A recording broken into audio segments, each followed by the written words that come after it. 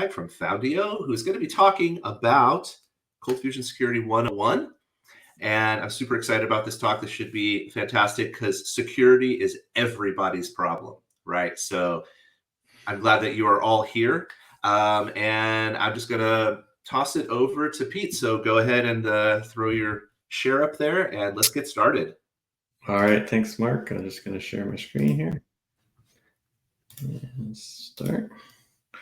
Okay, yeah, so today we're going to be talking about Security 101. So it's going to be a little more basic, focused on the basics, making sure we have a good core understanding of all the common security issues that web applications face. But specifically, we're going to be talking about ColdFusion application stuff. So a little bit about me. I've been working with ColdFusion for about 25 years now. I have a company, Foundio, which has some products such as FuseGuard, which is a web app firewall for ColdFusion. HackMyCF is like a server security scanner for ColdFusion. And the last product there, Fixinator, is a code scanner for ColdFusion, which can find security issues as well as like compatibility issues, like checking to see, for example, if your code is going to work properly on ColdFusion 2025 and things like that. In addition to that, I've been doing consulting as well for the past 20 or so years. And some of the things you might know me from is the lockdown guides. I've written the past several guides going all the way back to ColdFusion 9. I've also run the cfdocs.org site, as well as CFScriptMe. I have a weekly newsletter, cfbreak.com as well. So some of the security basics here. So a lot of the times when there's a security issue, a lot of them can be broken up into one of these two kind of major categories here, where there's some sort of unexpected, dangerous input coming in that we didn't handle properly.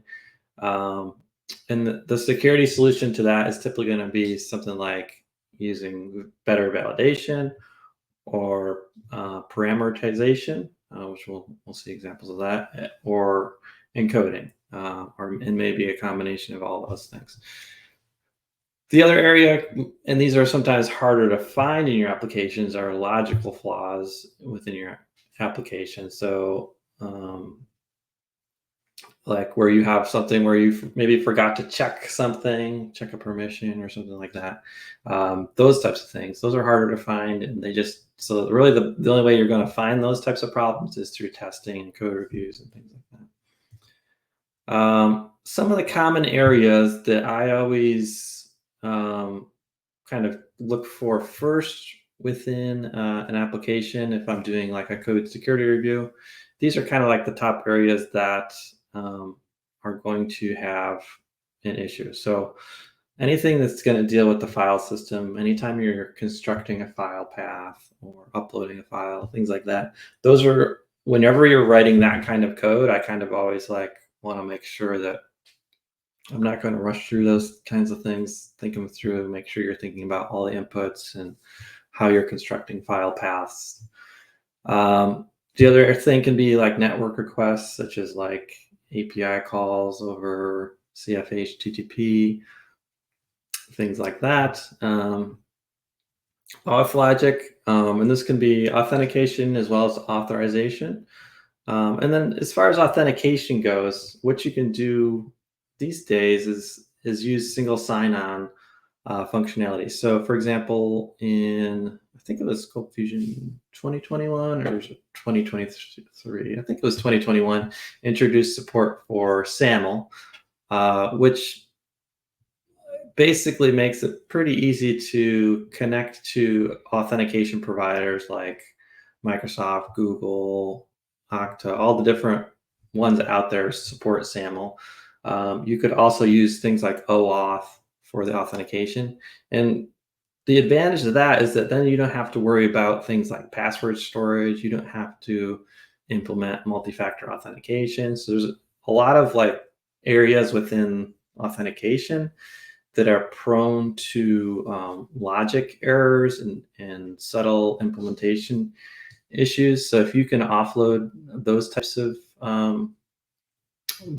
things within your application to a third party that's basically going to be very, very good at that sort of thing because they're being trusted by like thousands of organizations with incredibly valuable assets. They're going to make sure that that code is rock solid. And of course, it can still have security issues as well, but it becomes somebody else's problem to quickly address those and deal with them when they do arise. So I do recommend, if you can use a third-party authentication provider in your application, integrating with Microsoft's Entra is usually pretty easy these days.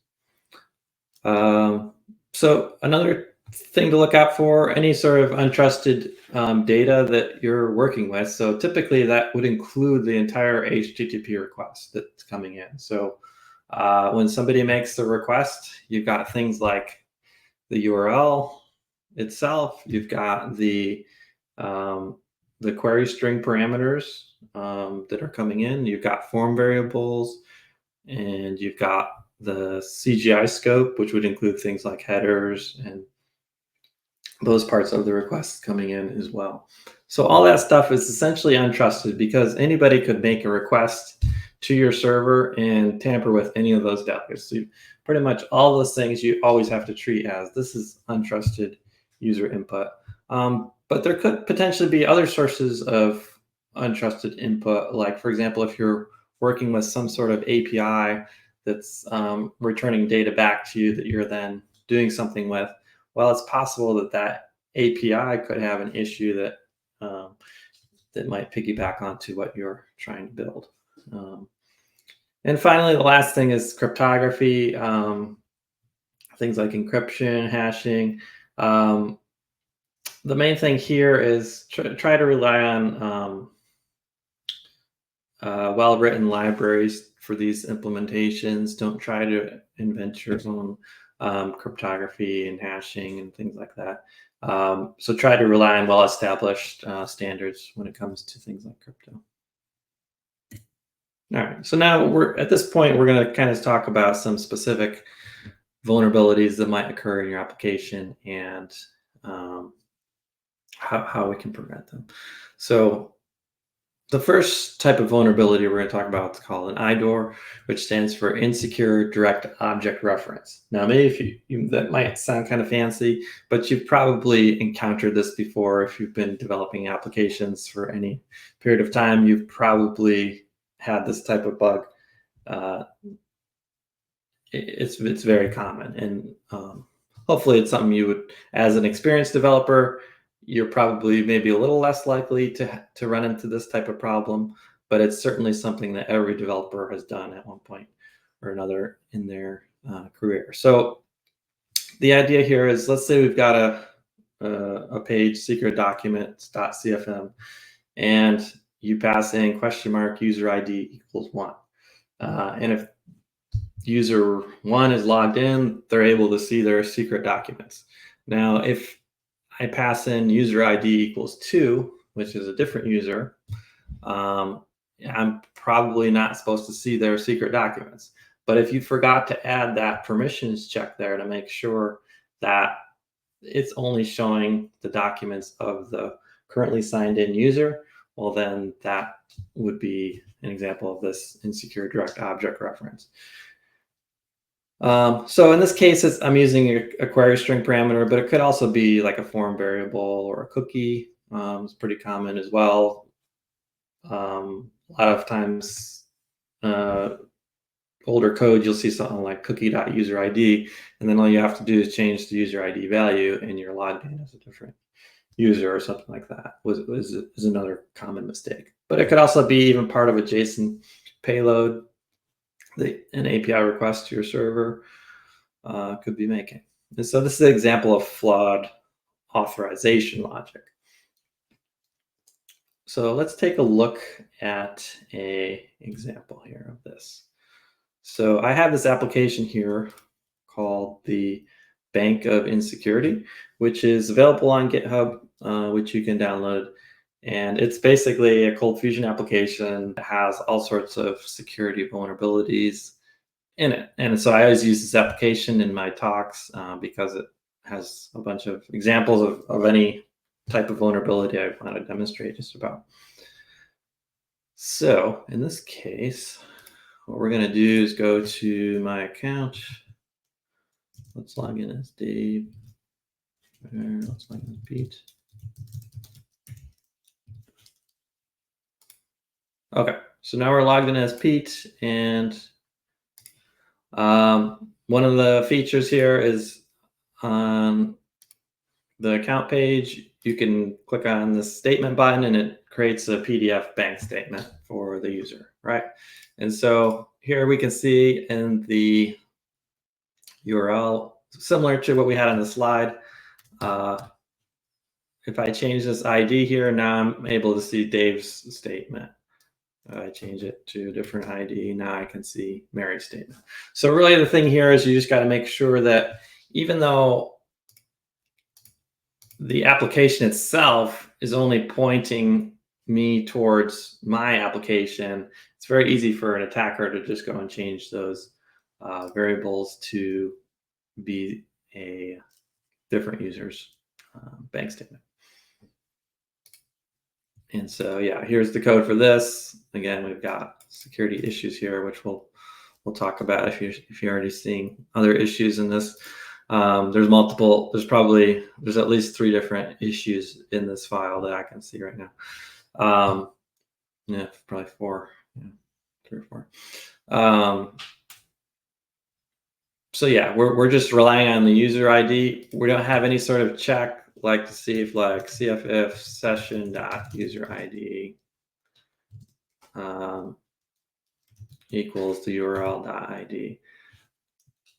For example, we might want to have something like that up here, and that would probably fix this particular vulnerability if we just added this if statement here. So pretty simple type of vulnerability, but again, it's a very common one. So you always have to be thinking about this when you're writing applications, is how could somebody manipulate the inputs, and because they're not trusted, we can't trust that this ID is only going to be generated from my application. Anybody could change that.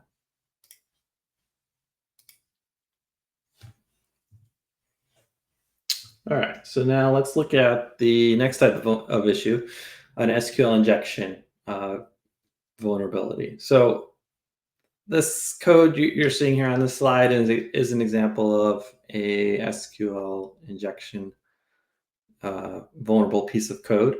And so whenever you have a variable inside a SQL statement that is not parameterized or validated to be safe, it is a potential for SQL injection. So let's take a look at SQL injection now. So we're going to go to this news page of this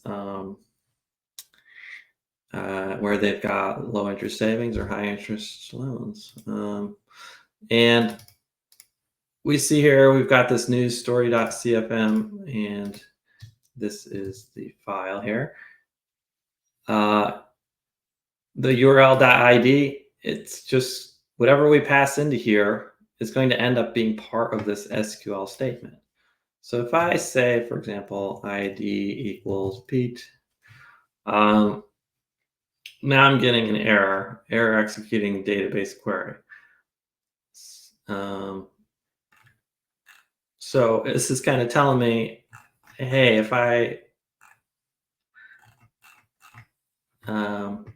all this info here that they're giving me is potentially pretty useful for the attacker as well. So this is kind of a side note, but we don't want to be giving away error messages like this, where that's giving all sorts of information that's useful to an attacker.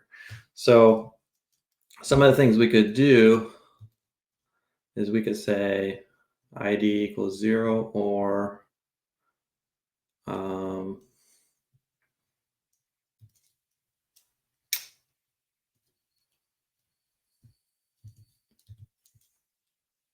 let's see. Actually, I've got an example here that's pretty good. If we go into here, so what I'm going to do here is actually a union statement. So what a union does is it lets you run another SQL statement here. So what I'm doing here is I'm saying ID equals 0, and then union select.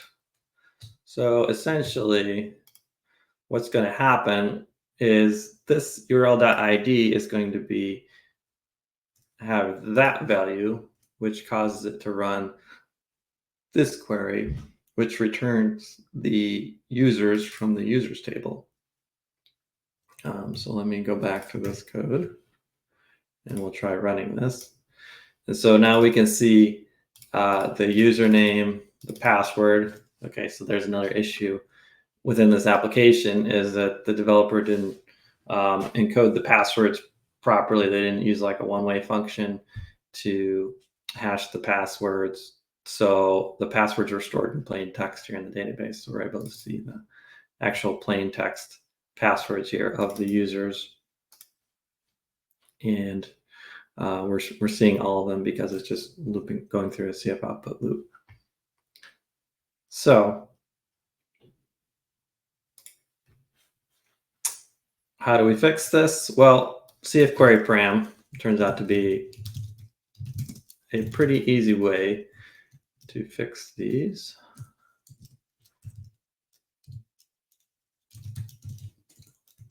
Okay.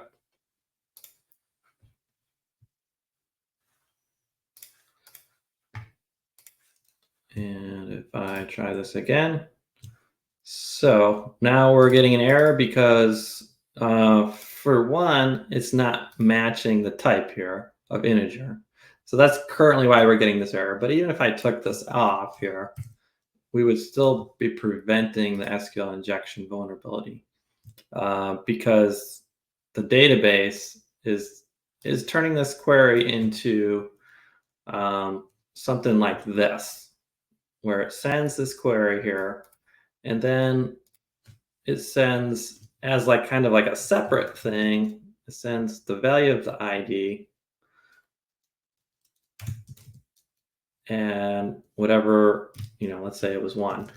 It sends that value as a separate piece of data. So if you think of it like calling a function almost, it's almost like this, like it's saying run SQL, and then the first one, it's got the select where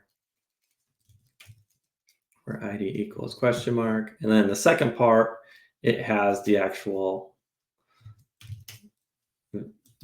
value as a second parameter here. So because that's separating it, it prevents it from being vulnerable to SQL injection. So that's what CF query param does. It turns your variables into these placeholders and separates the data from the query. So that's how it prevents it from being vulnerable to SQL injection. All right, I'll put that back to where it was. All right.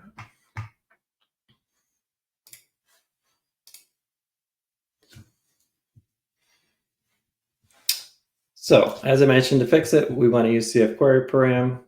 The CF SQL type isn't necessarily required, but I do recommend using it because it can provide additional validation. So when we have the CF SQL type, ColdFusion can actually prevent the query from even going to the database server in that case, because it's saying, hey, that what you put in as the URL.id is an integer, so we're going to throw an exception right there.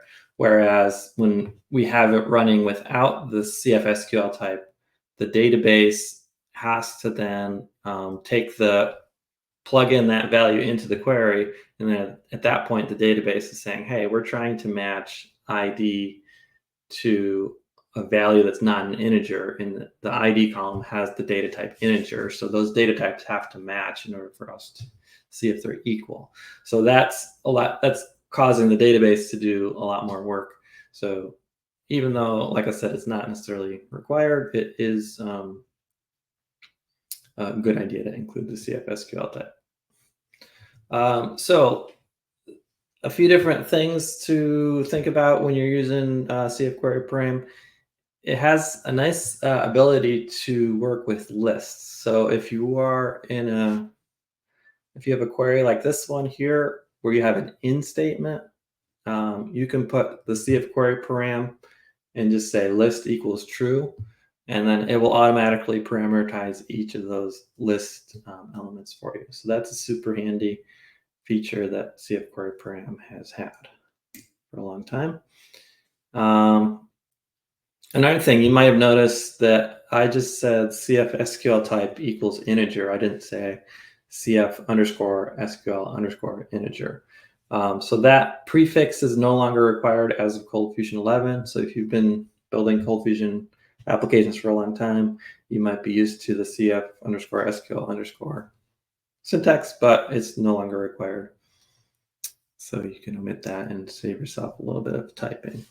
Another good idea to use with CF query param is the max length, particularly if you're working with like a varchar or character, like a non-integer field.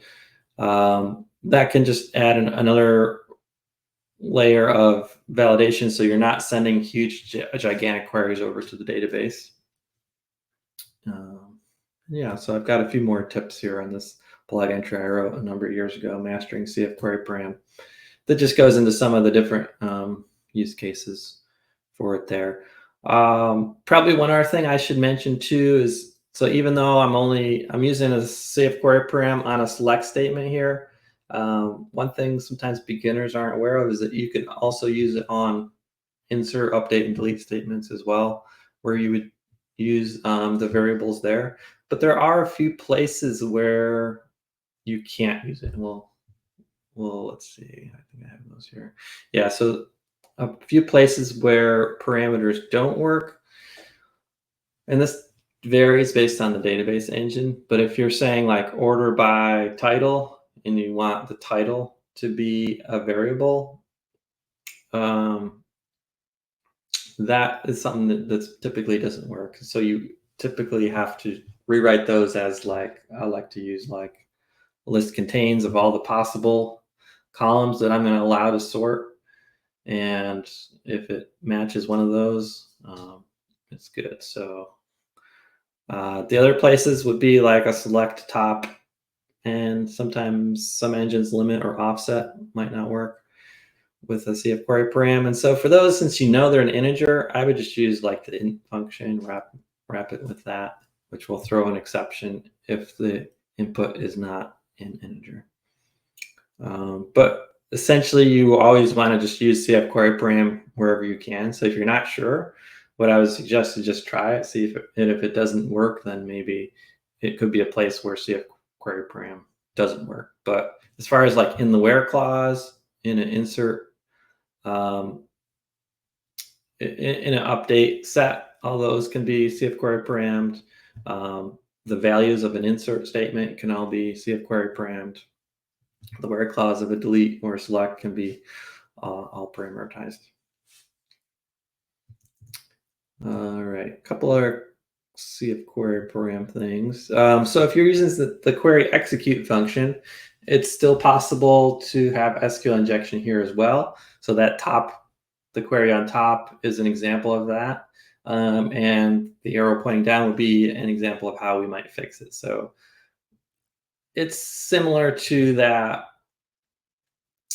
code example I was just kind of like coming up with to explain how parameterization works. Here we're going to use a placeholder :ID, which we then pass a structure in the second argument of query execute, which has the values of those placeholders. And so in this case here, I'm using kind of a shortcut notation again, but this is really the longer form version of it. So you'd say ID equals, and then another structure where you can say value, CF SQL type, or any of the things that you can do on a CF query param, like list equals true, null. All of those things can be used inside a structure here. So that's probably a better way to do it, but this is kind of a shortcut way of doing it. A few other places where SQL injection might occur would, ORM execute query. You have to be careful if you have any variables in those as well. Stored procedures. It's typically not common to have SQL injection vulnerabilities in stored procedures because they kind of force you to break your inputs into parameters by default.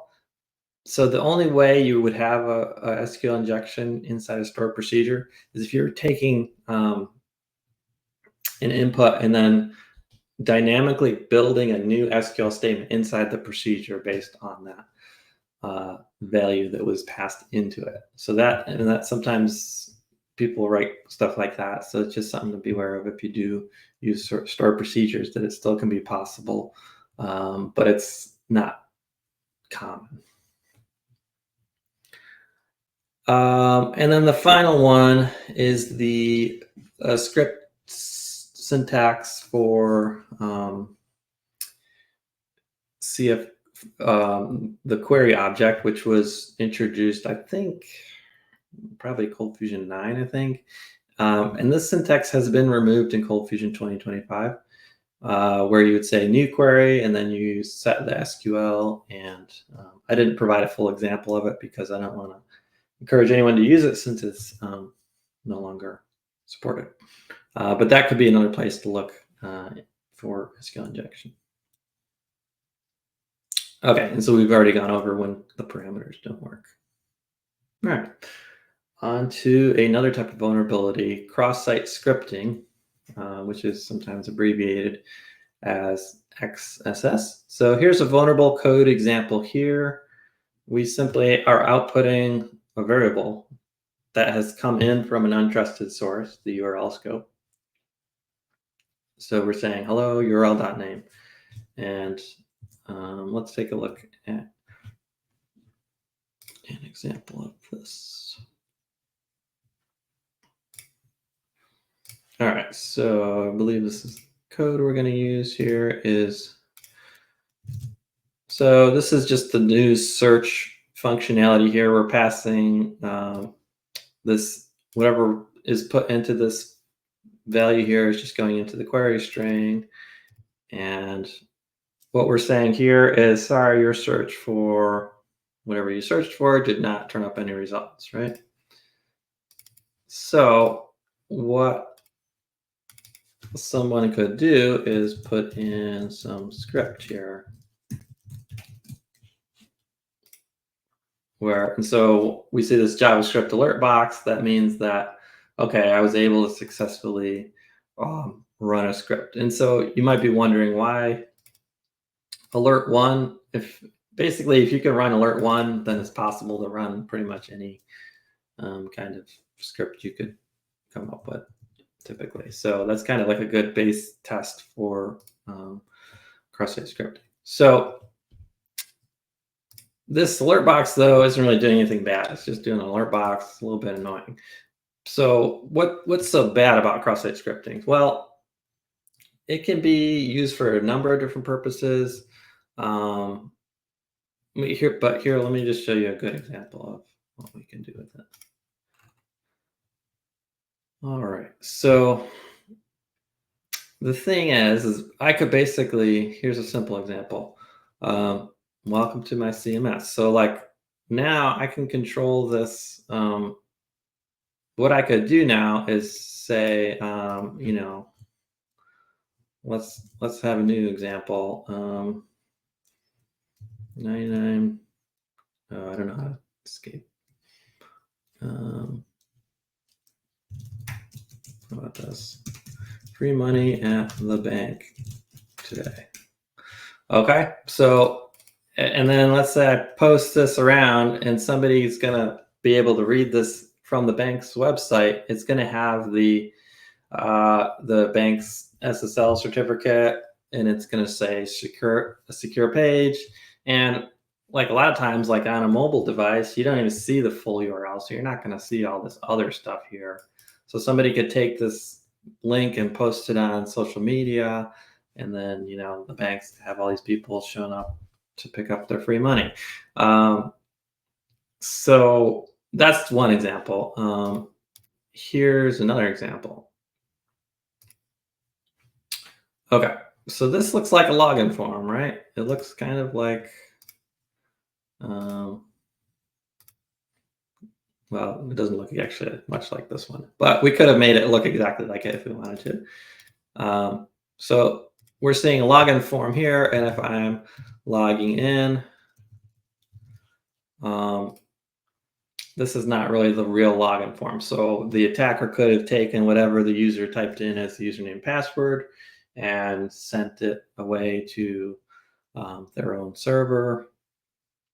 And then even actually logged the user in so that they had no idea that they just had their credentials stolen, for example. Could be one thing we could do with cross-site scripting. So hopefully that convinces you that this is a problem and we should address it. So cross-site scripting is probably, though, my least favorite security issue because it's kind of a pain to deal with in general, I feel like. Sometimes it's easy to work with, but so like in this case, what we would want to do is say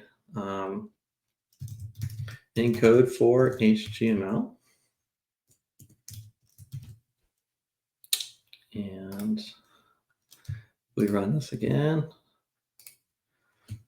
So now we're seeing this message here. Sorry, your search for, and we're seeing the all of the code that the attacker was trying to place is now, it's still here and being output, but if we inspect this, it's all being, that's not good. This is showing it differently than how it's actually being rendered, but it's this less than symbol. Let me just view the page source. Yeah, here we go. So this less than symbol gets encoded as &LT.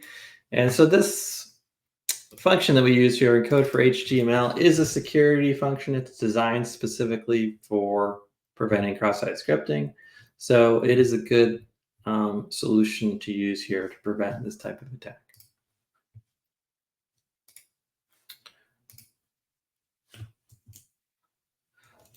So we could also, instead of using the function encode for HTML, we could also put on the CF output tag encode for equals HTML, and then that would automatically encode all of our variables that are output with encode for HTML. So that's a pretty handy shortcut if you do have a lot of variables within a single CF output that are all within the HTML context. And so that's an important thing to be aware of, is that the context of where you're outputting the variable matters. So each of these contexts are different. So let me give you, so we have HTML, HTML attribute, JavaScript, CSS, and URL. So let me just show you quickly an example of all these. So if I have div like this is the HTML context here, because we're inside like the inner HTML of a tag. If I have div title equals, all right, so here we would want to use, so for this one, we want to use encode for HTML. For this one, we want to use encode for HTML attribute. Okay, so that probably maybe a better example would be input type equals text, value equals URL.name. That one we could use encode for HTML on as well. So, and then the other ones are like JavaScript. So the JavaScript context could be like, so if you have code like that, for example, if it was an int, you might just use int here to fix it, but you could also use encode for JavaScript. And this would also include, if you have something like this, div click equals do something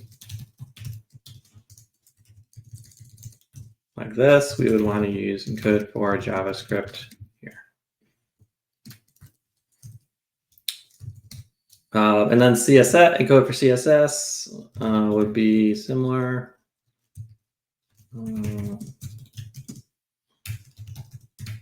We're doing something like that, which isn't too common. I don't tend to have to use encode for CSS a whole lot, but the other place you might use it would be in the style attribute. Like that, you could use encode for CSS on these.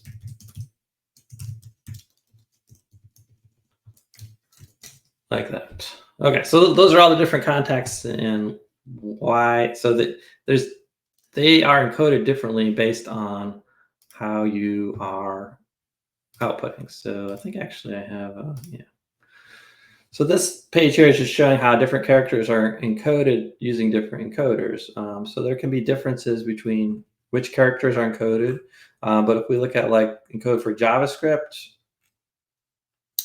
it varies quite a bit as to how you would encode a variable inside JavaScript versus how you might encode it inside HTML. And same for CSS versus JavaScript or the URL. So they're all different ways of encoding it, and so you have to use the correct encoder based on the context of where the variable is being output. And so it's for that reason that I don't typically encode variables until I'm outputting them. So some people like to, when they're inserting a record or updating a record in the database, they like to call the encode for HTML on the value at that point. I typically don't do it that way because then you can run into like double encoding where you encode it and you encode it again, you encode it again. And that can sometimes introduce new issues. So I'd rather just encode it when I output it and just be sure that I'm encoding it when I output it. But sometimes that approach is okay if you know it's always going to be output as the same context. Like if it's always going to be output inside HTML, then that approach might make sense in some cases, but typically I don't gravitate towards that approach. So using the encoder function is pretty much the best way to prevent cross-site scripting, but it's not always possible. So sometimes you might have HTML coming in a trusted input, and it's really pretty tricky to do this with perfect accuracy, I think, but there are some functions that can help you get there. There's a isSafeHTML function and a getSafeHTML function included in ColdFusion. And those use a Java library called anti-SAMI, which is configurable with different policies that let you specify which tags and which attributes of HTML are allowed or not allowed in order to prevent the cross-site scripting issues.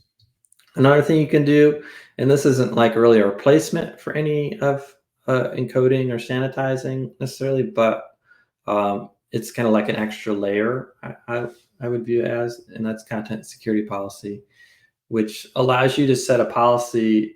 For example, you can say like image, you could say image source self, and that makes it so that it can only load images from the same domain as the document that was requested is on. And so with that can be useful if we're thinking about like going back to this, well, I fixed it, but the login form example where let's say now the user has your password and they want to try exfiltrate it and get it over to their server. How are they going to do that? Well, they could like make an image request to their server that had the password encoded in the URL, for example.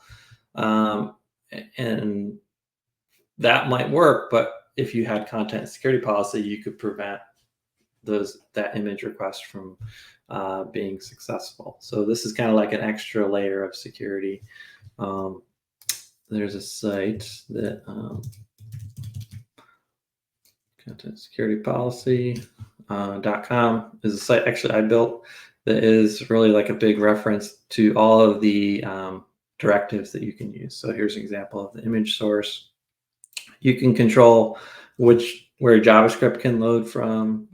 Connect source controls if it can make an AJAX call to different domains, font source, object source, frame source. So all these different things, different directives that you can use.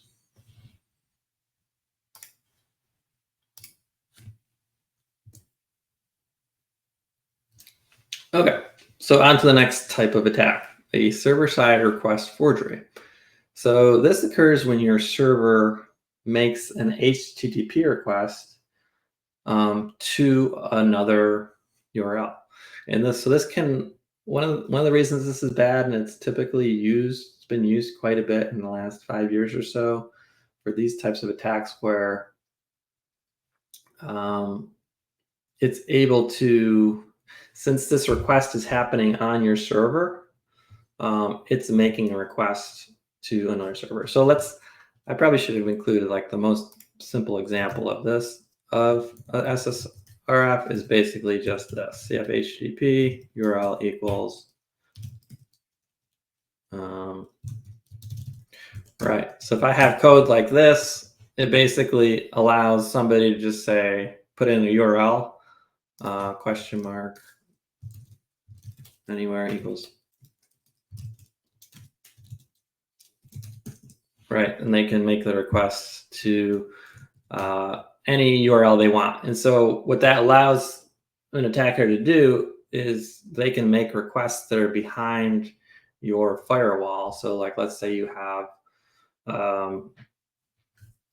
some sort of maybe like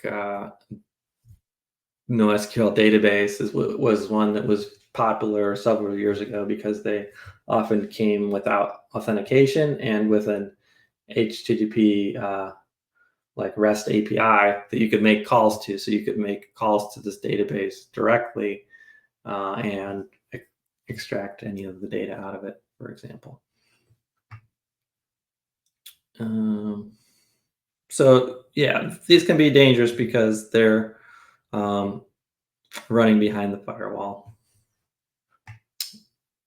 and allowing the attacker to access resources that they might not typically have access to.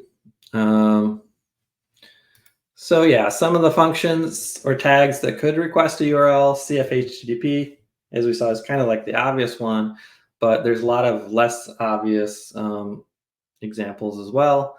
So CF document or CF HTML to PDF.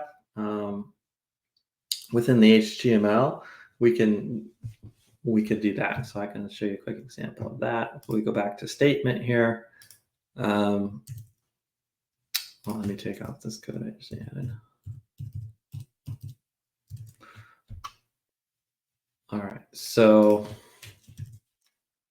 here we've got some variables here, which are unprotected. And this kind of looks like cross-site scripting a little bit, right? Except it's not running in the user's browser. It's running inside the CF document or the CF HTML to PDF tag. And so if we go to this page here, go back to the statement, and for the year, example here, what I'm going to do is instead of putting 2025, I'm putting in image src https foundeo.com/images foundeo.png. So you can see here that this actually requested that image and it downloaded it and rendered it into this PDF document. And so this HTTP request happened on my server that's running the CF document on my ColdFusion server. So if I, put a different, URL in here, so to like some like http://10.10.10.10.internal API. I could do something maybe that I shouldn't normally have access to. So this opens up a lot of things, like I said. And so the solution for this is really just to use like cross-site Let's just do encode for HTML here and reload this. And now it's just going to show me the tag here. It's not actually going to fetch that URL, and it's because now we've encoded any of those HTML tags here properly. So the encoder functions are also just as important inside a CF document, or maybe even more important because it's a server-side vulnerability versus a client-side vulnerability. All right.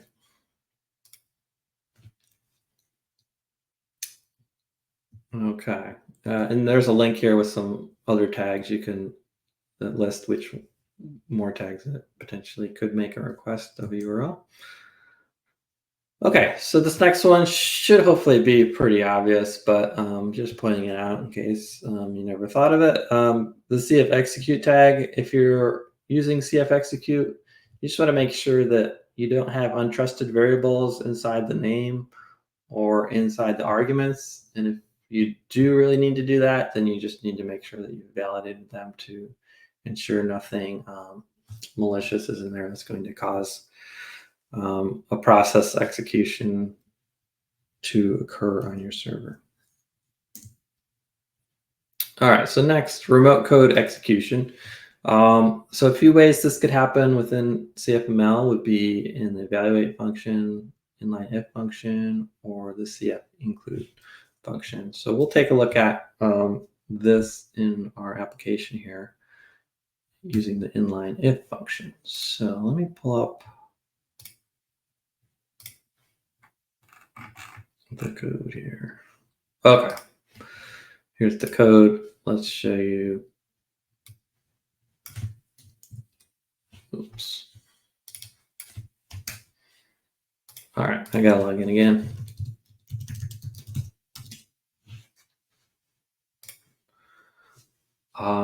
Okay, so if I go to the bank admin page, we see here, all right, sorry, nobody has contacted us yet. Let's just put in a quick contact message. Pete, free money today.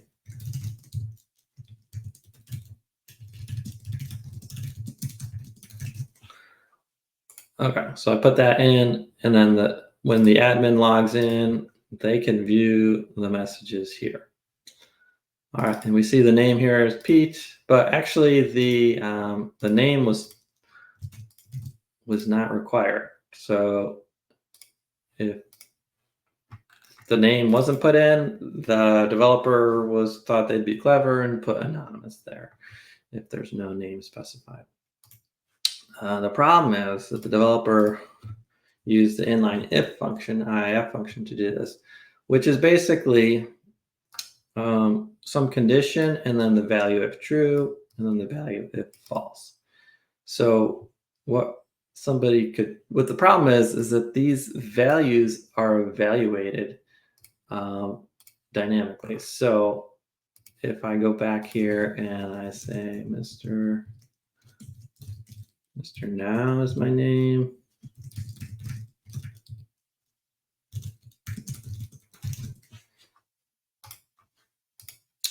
And we go to the bank admin now. We're seeing here it's not showing Mr. Now. Actually, it's executing the now function. And so that's considered remote code execution because through the external side as a user, I was able to input CFML code and it was able to execute on the server. And so that's a very bad type of vulnerability because it basically means they can do anything your server has permission to do, essentially. And so, yeah, if we reload this, it's going to change it to a different time. So fixing those, what we're going to do is instead of using the inline if function, we're going to use the ternary operator. So it's pretty similar. You would just say the condition and then a question mark, value of true, and then a colon, value of false. The advantage here is that it does not evaluate the second and third arguments like the inline if function does. Okay, so the evaluate function also is something you probably should avoid. And if you do see it in your code, you can typically fix it with bracket notation. So something like this particular example here, the developer was trying to reference a value inside the URL scope dynamically. We can do that with bracket notation safely without causing other issues. A lot of times you see stuff like this in older code, and you can just replace those with a pound sign and the expression. So the good news of these is that they're pretty easy to find because there's only a few different functions to look for. They're usually pretty easy to fix. So sometimes they can be a little tricky, but I'd say 95% of the time they're easy to fix. The bad news is that they're very dangerous, or you might have a lot if you've got a really old code base. Okay, so file uploads. So again, this is one of those areas where whenever you're writing file upload code, you want to make sure that you're doing it safely. And so one of the biggest things that you want to make sure doesn't happen is you don't want somebody to be able to upload a CFM file or any file that's executable on the server, like an ASP file, ASPX, PHP, JSP, anything like that. You don't want to allow them to be able to upload that and put it under your web root so that they can then access that file. That's a very simple attack that will basically, again, gives them full control of the server because they can execute whatever code they want at that point. So there is a fairly new, I think it's a few years old, but there's an argument of the CF file tag called allowed extensions, attribute of the CF file tag, which you can specify a comma separated list of file extensions. So that's something you should definitely use if you're not using it already. Other things you want to do is don't upload directly to the web root. Typically what I do is I use git temp directory, which is by default outside of the web root. And another reason I like that one is it's usually writable by default because it's inside your ColdFusion directory. And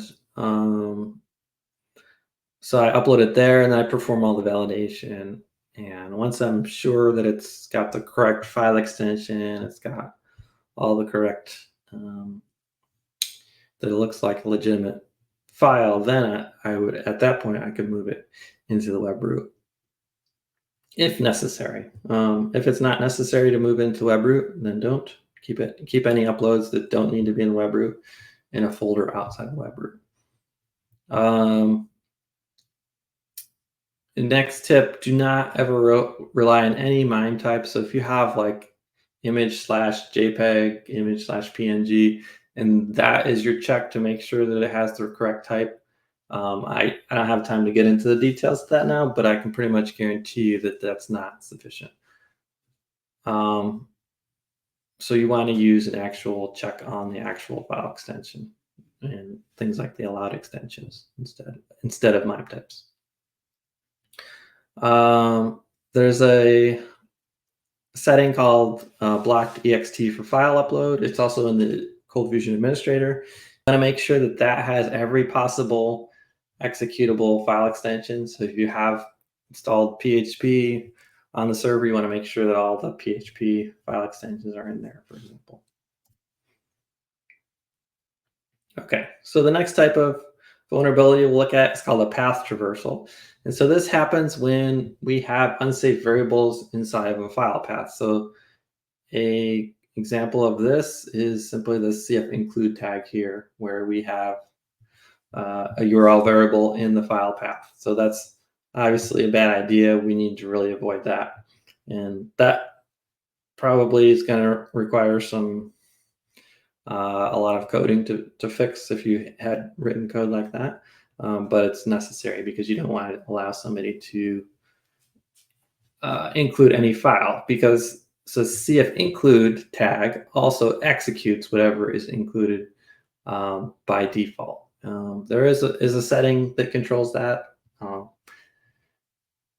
and that's called the, I can show you here in application CFC. The compile ext for include. If you have the secure profile, it should be defaulted to something like CFM or CFML. So you can also set this in your application CFC, and it's a setting in the administrator as well. While we're here, this is the setting block.txt for file upload. You would want to set that to all the anything. There's going to be a big long list of extensions that you want to consider for that.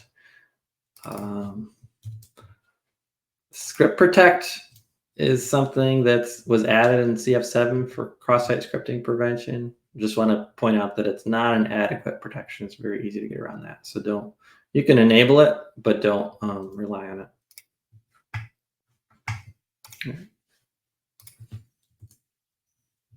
So with path traversals, you just have to be careful anytime you're constructing a file path that you don't want to include. It's very tempting to have, like, URL.company ID or something like that in a file name, but you don't want to do that. Or if you do, you want to make sure that the company ID is an integer or UUID first before you include it in the path. Cross-site request forgeries. So this is the last type of vulnerability we'll look at. This is caused by a request made by an authenticated user, so somebody that's already logged into your application, and the attacker is trying to perform some sort of unwanted action, and it's usually without the logged in user realizing it. So the best example I have of this is from Netflix back in 2006. So this is back when they used to rent DVDs, and you would have to add a movie to your queue. And in order to do that, you'd pass the movie ID into the query string on the add to queue function. And yes, it was just using HTTP. No, not even HTTPS back then. So this is kind of what somebody clever thought they would put this on their web page. And anytime somebody visited their web page, this image tag would run. It would make the request to Netflix. The browser would make that request. And when a browser makes a request for an image, it still sends the cookies that go along with the domain by default. So if the user was logged into Netflix, the movie would be added to their queue. And in this case, it was SpongeBob SquarePants the movie, which was added to millions of people's queues based on this particular attack.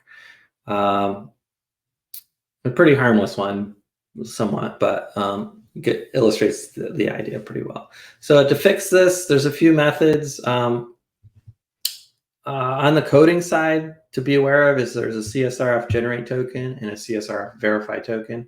So what you want to do is you generate the token, and it's basically like unique to the user session. And then you, on the page where it's going to perform the action, so like in this case, the page that adds the movie to the queue, it's going to verify that the token is valid. And this token is going to be randomly changing. So you can typically just include that as a hidden value in your forms and then validate it using CSR verify token on the form action. Modern browsers also have a few other things you can do. You can check these days. So there's like nowadays, if you were to make this request, you would have a sec fetch dest image header, which would tell the browser saying, hey, this came from an image tag, so I'm going to tell the server this is an image request. And if that doesn't make sense, the server can decide to block this request, because it doesn't make sense really that people are adding movies to their queue from an image tag. It also tells us that this is a cross-site request. So this request came from a third-party site, not the same site, and that it was not using cross-origin resource sharing. So that's pretty handy, but you can't rely on that 100% because it's not going to be there for older browsers. But eventually, someday, maybe you can fully rely on this method. All right, so a few quick wins. Validation. The more validation you have, the less vulnerabilities typically you'll find in your applications. So validation can always make it difficult for the attacker. Logging and monitoring, that can help people help you realize when problems are arising or unexpected behaviors, unexpected inputs are starting to be passed into your applications. Code scanning is also a great thing to do. My company, as I mentioned, has a product Fictinator, which can scan your code looking for issues and find known vulnerabilities as well. I can show you a quick demo of that right at the end. And finally, I just wanted to finish up with the OWASP Top 10. So this is OWASP is the Open Web Application Security Project, and it's all focused on web applications and security vulnerabilities. And these are the different types of vulnerabilities that they say were the top 10. And this list was last published in 2021, and they're working on a 2025 version. It just hasn't been published yet. But we've covered quite a few of these, I think today, almost all of them. So I just wanted to, these are things that you should be aware of. I'm not going to go through and read all these, but we'll make the slides available either on I'll make them available on my blog, and Adobe may have a way of sending them out as well. I'm not sure. And then, so last, I just wanted to show a quick example of what Fictinator can do to scan code here. So let's go back to this story here. So we can scan this code here with Fictinator. And I just passed in a file. I could scan an entire directory, but I just wanted to show an example of one thing. So what it's finding is this URL.id. And so what I can do is tell it now to auto fix it. And I actually could have just said auto and had it fix it without prompting me, but I wanted to prompt me so I could pick the correct SQL type for this particular one. And then I select that, and it updates the code here. So that can find all sorts of issues in your code, as I mentioned. So something to consider. And you can also run this using continuous integration. So you could put it in GitHub Actions, for example, or GitLab pipeline or Bitbucket, and it can run every time you commit code. It can scan the files that you've changed, or it can scan the entire repository every time you commit code, or you can set it up to run on a schedule and have like a weekly scan of your code and produce reports.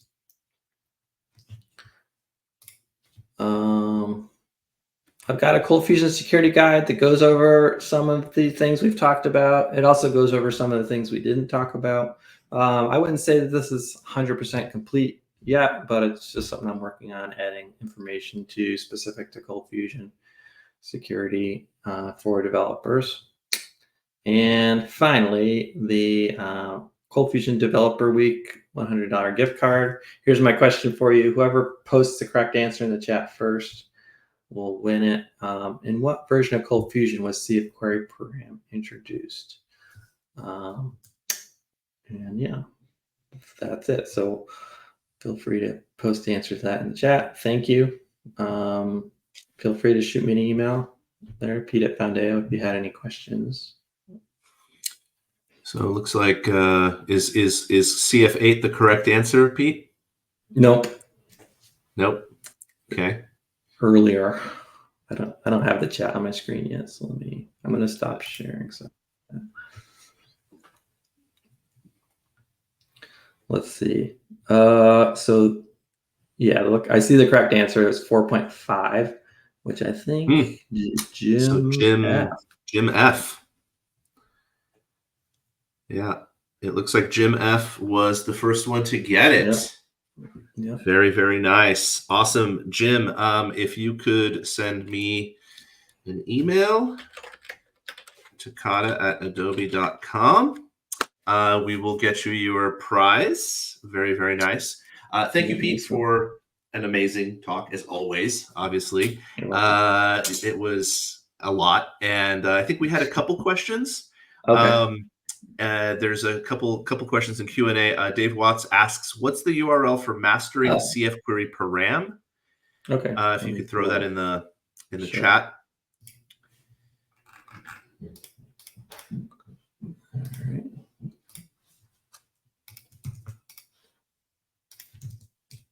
There it is.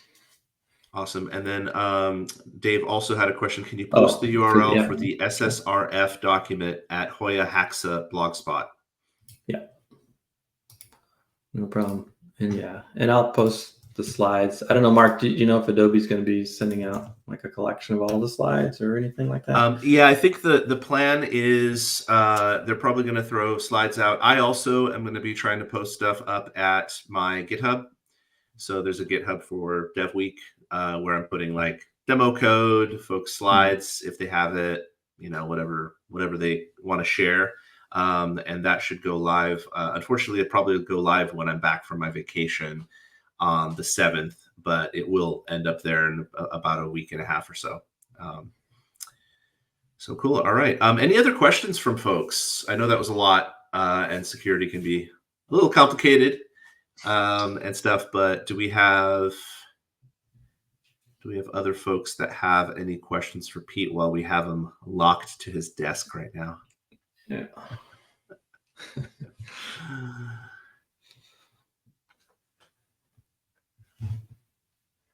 Oh, Dave Watts has a question for me. Well, you can wait until Pete's done. I don't want to keep him here longer than needed, but I'll be sticking around. We've got another actually couple of talks today. So I will be here all day, shackled to my desk. Okay. We've got another question here from Zach. Instead of using URL bars, are form bars more safe? They're only, I would say generally no, they're not any more safe. The only time it's maybe slightly safer is when it comes to that the cross-site request forgery stuff we were just looking at, that kind of example. So like if Netflix had implemented that as form.movie ID, then that whole attack wouldn't have worked, right? You could have still done it, but you couldn't have used an image tag to do it necessarily, right? So they're not really any more secure. They're all part of the untrusted variables. That makes sense. So T. Gandhi asks, anything that containers may introduce in security? I'm not sure. Are you asking so like running in Docker kind of thing? Yeah. Well, Pete wouldn't know what we're adding because Pete doesn't work for Adobe necessarily and probably couldn't share. We have introduced some security stuff in 2025. So you can take a look at that information. Like, for example, we support Docker secrets as well as Kubernetes secrets in CF 2025. Otherwise, if there's stuff that you want to see, definitely throw in an ER for us or email me with the idea, and I'd love to share that with our product manager, Sharvi. We're always looking to improve our security position. Always, that's top of mind for everyone using ColdFusion at all times. So we'd love to hear ideas that you have interested. Ron P also asks, how is Fixinator licensed? Okay. So it's kind of like a per developer number of developers. So there's a initial, like the base version of it is like starts at $64 a month. I think it's up to like 2 developers, maybe. I forget. And then there's an enterprise version, which I think gives you 8 developers to start with, and that's $256 a month. And the main distinction between kind of the core version and the enterprise version is that the enterprise version can run fully locally on your machine. So whereas the other version, it has a scanning server that is maintained by my company, and that the nice thing about it is it gets updated automatically for you, but for compliance reasons, enterprise typically like to have everything running internally. So that's an advantage for that. And also the enterprise, because it runs locally, can run scans faster as well. Very nice. And let me just add, worth every penny. Thank you. Yeah, to have that running, because I mean, it saves, not only does it secure you, but it saves you so much time securing stuff, right? So yeah, definitely recommend all our customers use it, incorporate it, integrate it, run it in their CI/CD pipelines. You can automate it. It's silly not That's to. an awesome way to use it, really, because then part of the problem with security tools is you have to, like, if I have to remember to scan my code, I'm less likely to do it. But if it just happens automatically, then it's gonna more likely to find stuff when I'm trying to commit something on a Friday afternoon and I was tired and like, oh, I forgot the safe query param on that one, or whatever it is. Right? That happens to the best of us. Mm-hmm. Right on. So it looks like that's it for questions. Awesome. Well, thank you again, Pete. It was awesome having you here. The recording for this session, let me actually, speaking of recording, I'm going to go ahead and stop.